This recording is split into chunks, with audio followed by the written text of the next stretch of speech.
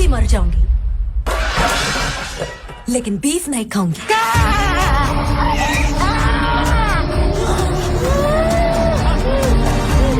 अरे गोबर लोग अंधा वक्त हो, हमारा केरल ऐसा नहीं है यार। ये देखो आप ചേട്ടൻ 4 പൊറോട്ട 2 ബീഫ് ഫ്രൈ പിന്നെ ചില്ലും കൂടിലേക്ക് 2 ഉണ്ടപ്പൊരി ഒരു ചായ ശരി.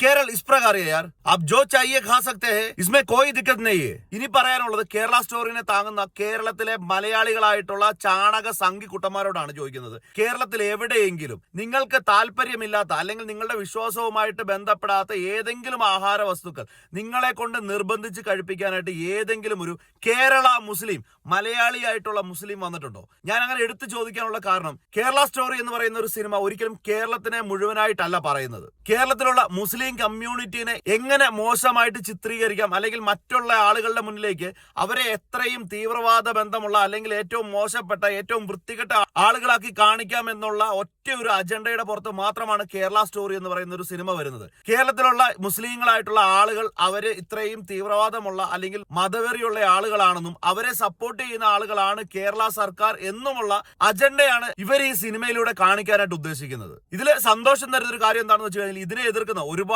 നല്ലവരായിട്ടുള്ള ആളുകളെ ഞാൻ കാണുന്നുണ്ട്. അത് ജാതി മത രാഷ്ട്രീയ ഭേദമന്യെയാണ്. അതാണ് കേരളം. അങ്ങനെ ഒരുമിച്ച് നിൽക്കുന്ന ആളുകളാണ് കേരളത്തിലുള്ളവര്. അതിനിടയ്ക്കും ദോഷമായിട്ടുള്ളത് തലയിൽ ചാണകം മാത്രമുള്ള കേരളത്തിനകത്തുള്ള ചില സംഘി ചെറ്റകളാണ്. അസ്തഗ്ഫിറുല്ലാഹ്. കൂട്ടത്തിലൊരുത്തൻ സ്വാമിയായിട്ട് മാലയിട്ട് ശബരിമലയ്ക്ക് പോകാനായിട്ട് വ്രതം എടുത്തിരിക്കുന്ന സമയത്ത് പൊതിച്ചോറിനകത്ത് ഒരു മുട്ട പൊരിച്ചത് പോലും വെച്ച് തരാത്ത മാതാപിതാക്കൾക്ക് ഉണ്ടായ മക്കളാണ് കേരളത്തിലുള്ളത്. പിന്നെ ഈ പടം സംവിധാനം ചെയ്ത സുദീപ് തോസേൻ എന്ന് പറയുന്ന അസ്തഗ്ഫിറുല്ലാഹ്, ആ നല്ല പുന്നാര പിതൃശൂന്യനായിട്ടുള്ള മോൻ അവനെ കൊണ്ട് ഇതുപോലെ പൈസ കൊടുപ്പിച്ച് സോഷ്യൽ മീഡിയയിൽ കാശ് കൊടുത്ത് കോണ്ടന്റ് ക്രിയേറ്റ് ചെയ്യുന്ന BJP സർക്കാർ കുറച്ചുകൂടെ അധികം പൈസ കൊടുത്തുകൊണ്ട് ബിഗ് സ്ക്രീനിലേക്ക് ഇതുപോലെയുള്ള ഒരു അജണ്ട, അവരുടെ ഒരു പ്രൊപ്പഗണ്ട മൂവി ഇറക്കിക്കൊണ്ട് വരുന്നത് അടുത്ത ഒരു ദേശീയ അവാർഡും കൂടെ അവന്റെ അണ്ണാക്കിലേക്ക് തിരികെ കൊടുക്കാനാണ് എന്നുള്ള സാമാന്യ ബോധമുണ്ട്. പക്ഷെ അതിനെയൊക്കെ താങ്ങിക്കൊണ്ട് വരുന്ന സംഘി മലയാളി മുത്തുമണികളെ, നിങ്ങൾക്കൊക്കെ പോയി ചത്തുകൂടെ?